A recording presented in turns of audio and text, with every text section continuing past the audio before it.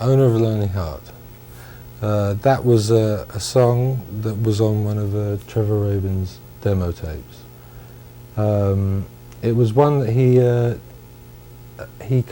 had it buried. He didn't really sort of when we were going through songs originally for the listening to our various tapes. It was one he didn't, he ran past that one. He didn't play it, and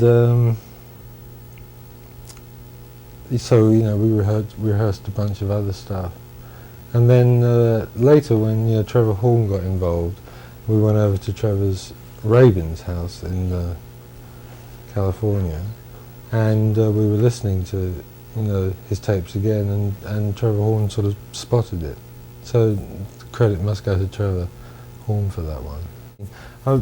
Initially, when video machines and that were first on the market, I had a very early one, and that was in the early 70s, and because of that concept and getting a camera and doing some things at home, I got into the idea that obviously it was going to become an important thing as regards music and sound together, especially as it was kind of it wasn't necessary to make a feature film. It could be something fairly sort of low budget, which a lot of those English kind of punk videos were, and for the same reason that punk worked, some of those videos worked as well in relation to it.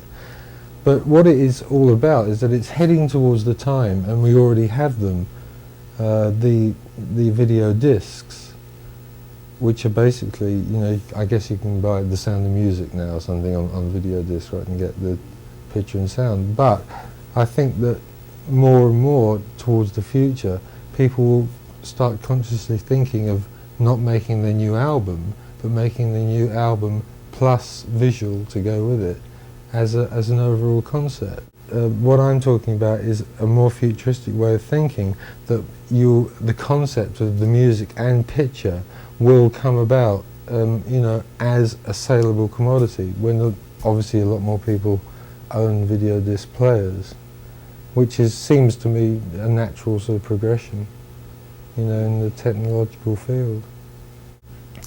Okay, the third track on the album, It Can Happen. I'm very pleased with the way it came out.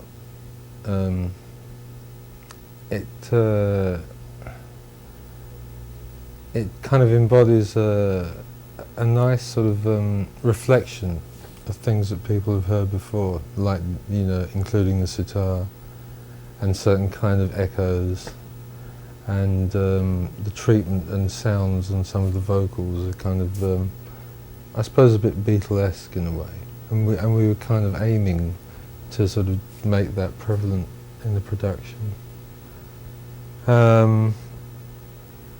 I'm happy with the way that song came out, especially as I had most to do with writing that song, and it has a very good feeling.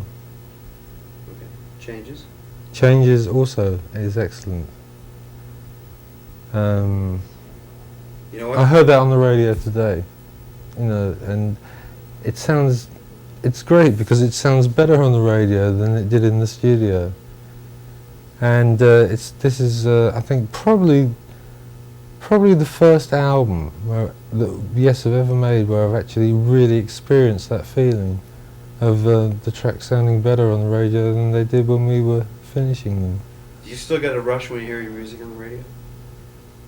Well, when it sounds as good as this does, yeah. How about when you hear... I mean, that's not supposed to be a boastful sort of comment. I'm just saying that, for whatever we achieved, when I hear it on the radio, it sounds very good to me.